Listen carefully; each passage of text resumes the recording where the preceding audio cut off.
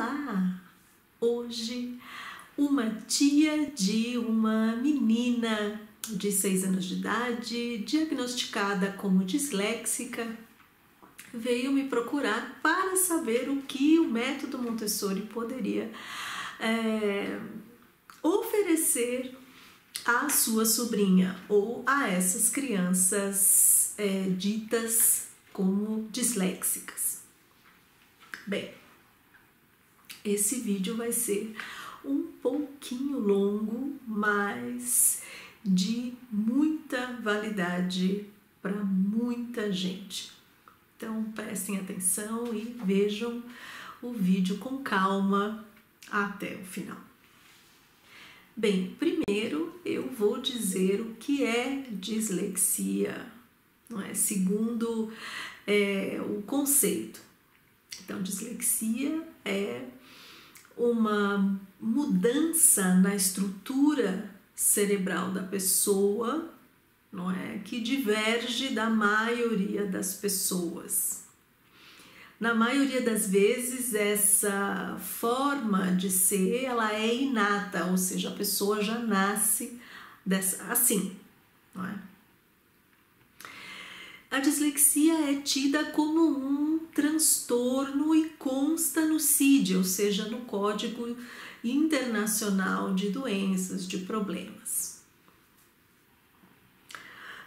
A dislexia, ela não tem cura, não é? Porque a pessoa tem essa estrutura, essa forma cerebral, então ela não tem uma cura, não é? No entanto, ela tem um tratamento, um acompanhamento que vai fornecer a essa pessoa estratégias de aprendizado, de desenvolvimento dessa capacidade, tá? O que é ser disléxico na prática? Ser disléxico é, em suma, uma dificuldade que a pessoa tem em associar sons à sua grafia, ou seja, em associar sons às letras. Como consequência, essa pessoa tem dificuldades em aprender a ler e a escrever, tem dificuldades em formar palavras, formar frases, ou seja, em ler, não é? Mais tarde, em compreensão de leitura e escrita. Mas ela não se restringe somente a essa dificuldade, ela é um conjunto de características. Então, por exemplo, a pessoa disléxica, ela também tem dificuldades de coordenação motora, não é? Então, por exemplo, enquanto criança, ela pode ter dificuldades em aprender a amarrar o sapato, em pular cordas. Essa pessoa tende a ter dificuldades de concentração. Enquanto é criança, ela pode ter dificuldades, por exemplo, em memorizar pequenas poesias, textos, parlendas, rimas, não é? Ela pode ter dificuldades em ordenar sequências, por exemplo, de fatos, ao contar uma história ou até tentar escrever uma história. Ela pode ter dificuldades também em organização de forma geral, não é? Em outras matérias ou mesmo no seu dia a dia, ter problemas de concentração. Então, esse é o disléxico, esse conjunto de características, com um ponto forte, como eu disse, na leitura e na escrita, não é? Um ponto importante também a não esquecer, é a dificuldade, às vezes, de motora, de escrever bonito, né, na caligrafia, de ter uma caligrafia bonita. Então, muitas vezes o disléxico, ele não tem uma letra considerada bonita, não é? Não porque ele não quer, porque ele não se esforça, mas porque ele realmente tem dificuldade nisso daí. E há também outros detalhes desse conjunto que eu não vou dizer aqui no vídeo, mas que vocês podem com certeza ler em outras fontes. E como é que se detecta, então, a dislexia? Por exames, não é? Então, os 4 principais, né, que eu sei são exame primeiro de audição e de visão, né? Visão e audição, para ver se a criança vê bem, se ela escuta bem, né? Porque pode não ser dislexia, pode ser que a criança somente, o jovem realmente só tenha dificuldade na audição, algum problema, enfim. Então, o exame disso. Depois, o eletroencefalograma, né, para ver se as ondas cerebrais estão de acordo com a norma. Um teste de inteligência também, para saber se a dificuldade de leitura não tem a ver com a capacidade cognitiva da pessoa, não é? E próprios testes de dislexia, testes específicos de dislexia, tá? Então são 4 coisas: exame de visão, de audição, teste de inteligência e eletroencefalograma, tá? Essa bateria de exames. A dislexia, como eu disse, não tem cura, mas ela pode ser burlada através de técnicas, através de estratégias de aprendizado. Então, quanto antes se começar uma terapia de dislexia, para dislexia, melhor para a pessoa, não é? E essa terapia é feita por profissionais especializados em dislexia, certo?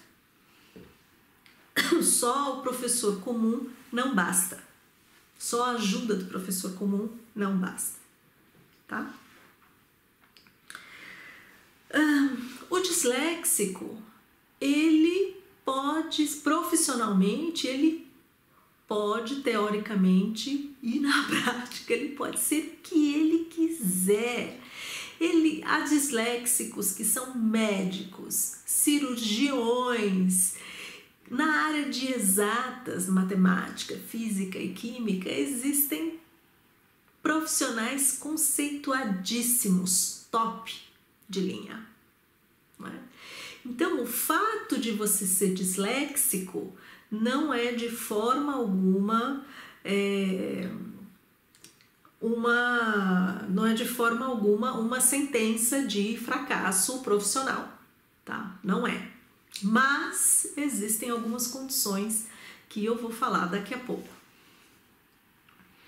Bom, quanto ao método Montessori, a pedagogia Montessori, é claro que ela vem de encontro a beneficiar também os disléxicos, como não? Já pelo fato de ser uma pedagogia que vai atender a criança, o jovem, individualmente, não é? Então, é claro que é positivo. Continuando esse raciocínio, a pedagogia Montessori já é um método que vem de encontro por si, porque ele é um método que ele prima pela organização, pela sistematização, pela clareza de estrutura. que é exatamente o que o disléxico precisa. Então, quanto mais clareza na estrutura da leitura houver, leitura e da escrita houver, melhor para ele, né? Mais fácil se torna o aprendizado. Aqui na Alemanha há escolas montessorianas que primam pela ajuda do disléxico, né? Então, que tomam isso como um presente ainda mais especial para o disléxico. Então, uma ajuda, um apoio especial, que reúnem grupos muito pequenos e apoiam, então, à parte essas crianças, né? nessa fase principalmente na fase de alfabetização. Não é? O que eu queria também frisar aqui é que se tomasse muito cuidado na detectação dessa dislexia. Porque se a criança não faz, por exemplo, aquela bateria, aquele conjunto de testes que eu citei aqui há pouco, e ela apresenta ao mesmo tempo uma dificuldade ou precisa de um tempo maior na alfabetização, muitas vezes ela é dita como disléxica somente pelo fato de certa dificuldade na alfabetização, sem os exames. Então vocês têm que prestar muita atenção nisso, tem que tomar muito cuidado com isso, porque às vezes a criança realmente não é disléxica. Às vezes a criança só tem um tempo de aprendizado um pouco diferente. Precisa de um pouco a mais de tempo. Às vezes aconteceram fatores na vida da criança que vão atrasar um pouco esse processo de alfabetização. Podem ser muitos outros fatores que não tem nada a ver com uma dislexia. Às vezes mudanças constantes, às vezes problemas familiares que atingem o psicológico da criança. Às vezes o próprio ritmo de desenvolvimento da criança. Às vezes a criança está focada em uma parte do desenvolvimento dela e precisa de mais tempo para a alfabetização. Não é? Então, muito cuidado ao taxar uma criança simplesmente como disléxica. Não é? Principalmente se ela não for, se ela não tiver feito realmente todos esses exames com muito cuidado. Não é? Às vezes a criança só precisa de um tempo, às vezes a criança só precisa de um outro professor que tem uma outra forma de ensinar. Bem, eu já falei o que é, eu já falei como detectar, eu já falei do método Montessori em si. Agora, o que eu falei para essa tia de mais importância hoje foi a questão da autoestima e da autoconfiança do disléxico. Porque quando você for ler as características do disléxico na internet, você provavelmente vai ler uma delas, que é baixa autoconfiança, baixa autoestima. Acontece que o disléxico, ele não nasce com uma baixa autoconfiança e uma baixa autoestima. Essas características negativas, ele adquire com o tempo, provindas de más experiências que ele vai vivendo. Então, em algum tempo, ele vai adquirir, de tanto ser massacrado, de tanto ser, poxa, todo mundo sabe e eu não sei, todo mundo aprende com tanta facilidade isso e eu não aprendo, poxa, minha família acha tão importante, queria tanto que eu aprendesse isso e eu não consigo aprender dessa forma. Eu não consigo, então, realizar essas expectativas, não é?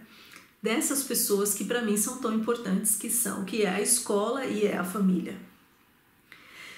Então, o que é tão importante para os pais saberem hoje sobre esse contexto da dislexia. Veja bem, o sucesso de uma pessoa disléxica, e isso eu digo em termos pessoais, emocionais, quanto em termos profissionais, ele vai depender muito dos pais, mas muito. Seria, as colunas do sucesso para o disléxico são a família, a escola e a terapia específica. Quanto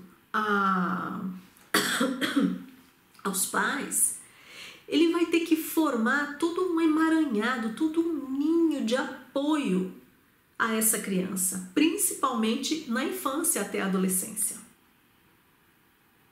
Não é? E o que ele vai ter? E esse apoio, não é? Que se foca na construção da autoconfiança, que por consequência vai ajudar na autoestima dessa criança, consiste de vários pontos, que eu vou dizer aqui agora. Primeiro que essa criança ela tem que ser conscientizada da condição dela, tá? Ela tem que ser conscientizada disso, ela tem que saber o que acontece com ela, ela tem que entender que ela tem essa dificuldade, essa característica e que isso não tem nada a ver com a inteligência, ou seja, em outras palavras, ela tem que saber que ela não é burra, não é burra. Dislexia não tem nada a ver com baixa inteligência, tá? Existem gênios que são disléxicos, não tem nada a ver uma coisa com a outra. E essa criança precisa saber disso. Precisa saber com palavras claras, tá? Não é eu acho que ela sabe, não, tá?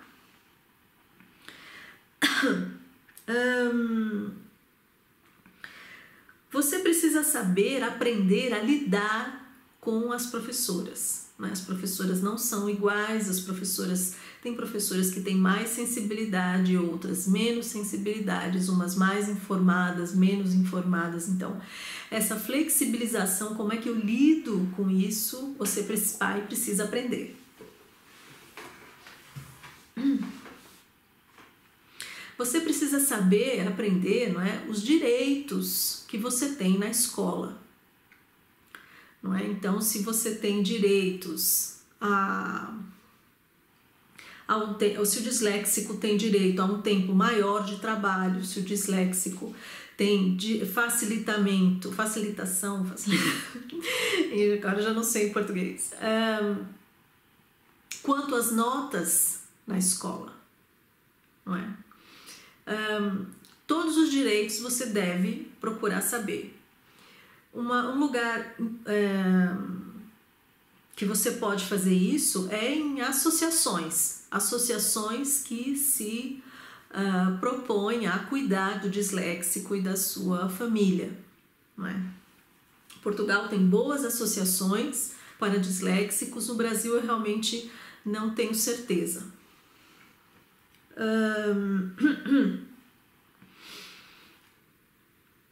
Veja bem, e o principal, que é o que eu vou dizer agora, tá? O que decide entre você ter um filho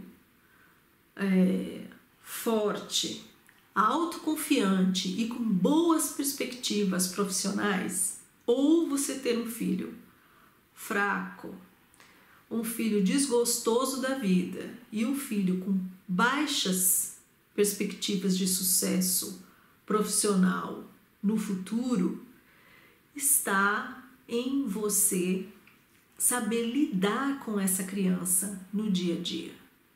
E o principal ponto é o seguinte: você não pode focar a vida dessa criança na dislexia.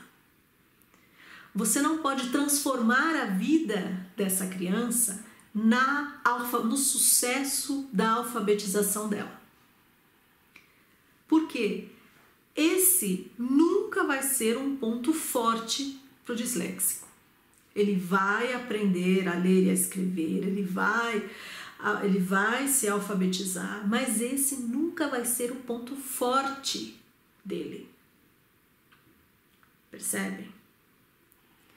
E você tem então, porque o seu filho, ele é o seu filho. E ele tem uma série de pontos fortes nas características dele. Milhões. Então, é nesses pontos fortes que você tem que focar. O que o seu filho faz bem?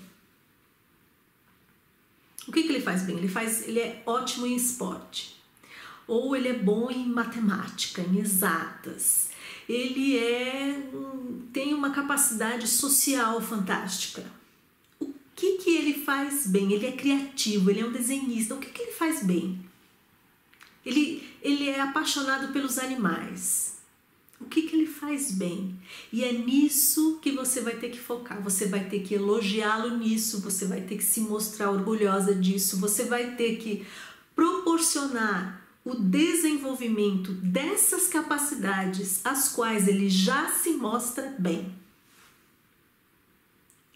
E a partir daí, é com esse material que você vai construir a autoconfiança da sua criança. E ele estando uma vez autoconfiante e forte, aí sim ele vai ter elementos para poder então aplicar nos pontos fracos dele, no que ele menos consegue. Por exemplo, a alfabetização, todo esse processo de leitura e escrita. E é esse o ponto onde os pais erram. Não só os pais, como os educadores também. Porque a pessoa tende a focar no que a criança não sabe. A pessoa foca no ponto fraco da pessoa. E a criança, então, se todo mundo foca nisso, no meu ponto fraco, no que eu não sei, no que eu tenho dificuldade, eu não vou melhorar o quanto vocês acham que eu vou melhorar. Porque esse nunca vai ser o meu ponto forte, entendem? O que vai acontecer é que eu vou receber cada vez mais pressão e eu vou perceber, então, ficar atento cada vez mais à diferença do quanto eu sei menos do que as outras pessoas, do quanto eu não consigo alcançar as expectativas de vocês. E é aí onde se desconstrói toda a autoconfiança e, por consequência, no final, a autoestima também da pessoa. E eu garanto a vocês que sem autoconfiança e sem autoestima, o ser humano está destruído. Então tomem muito cuidado com isso. Primem, cuidem do que o seu filho faz bem. Muito obrigada. Deixa o teu like aqui se esse vídeo foi útil para você. Compartilha com pessoas as quais esse vídeo também possam ser úteis também. Um beijo e até a próxima. Me seguem lá no Instagram também. Beijo, tchau!